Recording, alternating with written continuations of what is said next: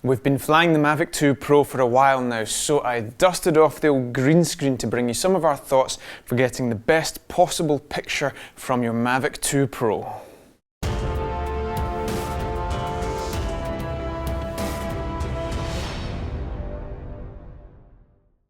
Hello, my name's Stewart and welcome to Drone Film Guide, the channel where we learn to fly like filmmakers and home of the world famous drone cinematography masterclass, 8 hours of drone education to take you from drone pilot to drone cinematographer. More of that in a bit, but if you can't wait, there's a link in the description below where you can find out more information. There is a discount code embedded. On the first page of the menu, you have your exposure control options. So you have the choice between automatic, aperture priority, shutter priority, or full manual control. Now, we've talked about this in the past. We would only use automatic if we were going from a situation of extreme change in exposure. So from inside to outside, or maybe you've pointed the camera at the ground and you're tilting up to reveal a very bright scene, a sunset, for example. You might use automatic exposure. Beyond that, we would always recommend you use manual exposure because you don't want your exposure to change during your shot. Things get a bit more interesting on the second page. Here we control the resolution and the frame rate of the image. Let's get frame rate out the way very quickly. We've already talked about this in another video, so check that out. But in a nutshell, if you are in an NTSC region, so United States for example, and you want cinematic looking footage, then you shoot at 24 frames per second. In Europe, you would shoot at 25 frames per second.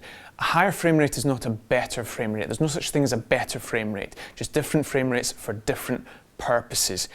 This is where it gets interesting with the Mavic 2 Pro because you have two options in the menu. The first one is so-called high quality field of view. Now here we get a punch-in of the sensor and get a full 4K image taking the center part of the sensor, and it gives us a narrower field of view equating to about 40 degrees 35mm equivalent. Fantastic option. I can tell you, I've done the tests, I've got no idea why they call it the high quality field of view. The quality is exactly the same, if not slightly poorer actually based on our tests, than the second option, which is the wide field of view. Anyway, let's not get bogged down in which is better. They are both, for the sake of any sensible discussion, absolutely identical and absolutely fantastic in terms of sharpness and picture quality. The choice between these two is entirely a creative decision. There is no right or wrong. As I've said, there's no issue in terms of quality, so you have no reason to pick one over the other. So it comes down to a creative decision, but it's absolutely fantastic to have the option of a completely lossless zoom, if you like, to 40mm in that so-called high quality or narrow field of view. Style, color, and camera video coding are three related options that differentiate the Mavic 2 Pro from the other drones. If we start with color, you have the option between normal and D-Log-M. Now, we've done the tests. D-Log-M is a far superior picture profile to normal. It is a 10-bit picture profile, 10-bit color space. I'm sure you've heard all about that. Whereas the normal mode is the 8-bit color space. If you want to use normal, that's fine. Normal does have its place because you'll find out that the D-Log-M picture profile puts a slight barrel distortion on the image. That does not happen in normal mode. Also, normal mode uses the H.264 codec that your computer is used to processing, so it's very easy to process that image, whereas the D-Log-M 10-bit is really quite challenging on the computer because it uses the H.265 codec. Normal picture profile definitely has its place, but I'm going to work on the assumption that you want the best possible picture and the maximum flexibility out of your drone. So let's put the normal picture profile aside for the moment and we'll focus on D-Log-M. To access D-Log-M, you need to set the camera video coding option to H.265. This is the codec that processes the 10-bit color space that is D-Log-M. Then we have this discussion of what is the correct style settings, the sharpness, the contrast, and the saturation. Now, this was a big topic in the past for the other drones. Our recommendation for the Mavic 2 Pro is you set them to 000, so just forget about that.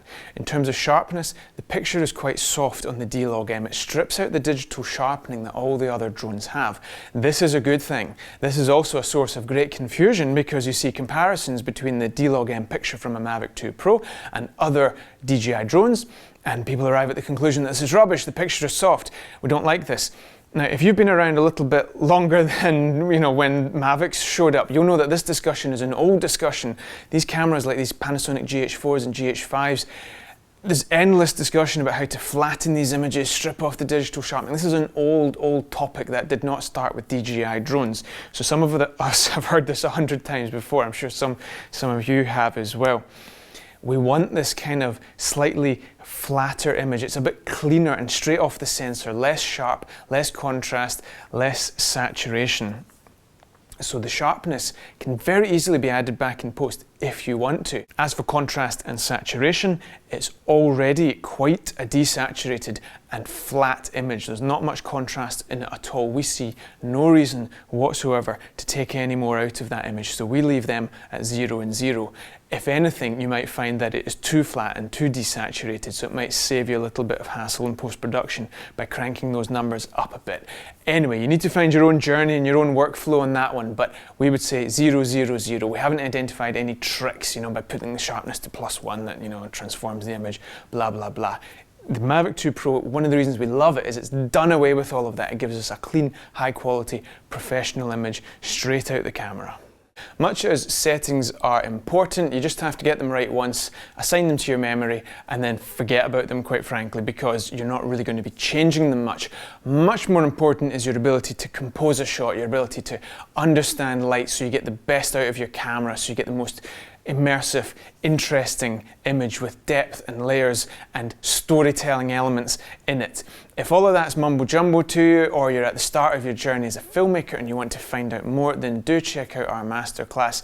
We take you from drone owner to drone pilot to drone cinematography in an immersive and cinematic and enjoyable fashion. There's a link in the description below with a discount code embedded where you can find out lots more information, so do click on that, and we hope to see you on the masterclass. A couple more things to mention. There is a little bit of barrel distortion on the D-Log M image. More often than not, you're not going to actually notice it. But in Final Cut Pro, for example, there is already a de-fisheye option plugged in. You can just pull that onto your clip, set it to -1 or something like that. It'll flash it up on the screen so you can see the correct setting, and that just straightens out your image a little bit. If you are really filming parallel lines and whatnot where you cannot afford any tiny bit of barrel distortion, then you might want to consider shooting in normal mode, because you'll get your perfectly straight lines in that mode. The other thing worth mentioning quickly is aperture. Generally, lenses can be a little bit soft when they're wide open, in this case at f2.8, and they can be a little bit soft or funky looking when the aperture's closed right down, so in this case f11.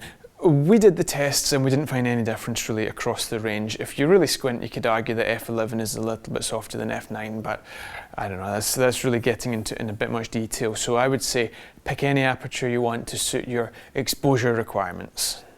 You want to keep the ISO on 100 to minimize the noise in the image. However, with the Mavic 2 Pro, we can be comfortable putting the ISO to 800.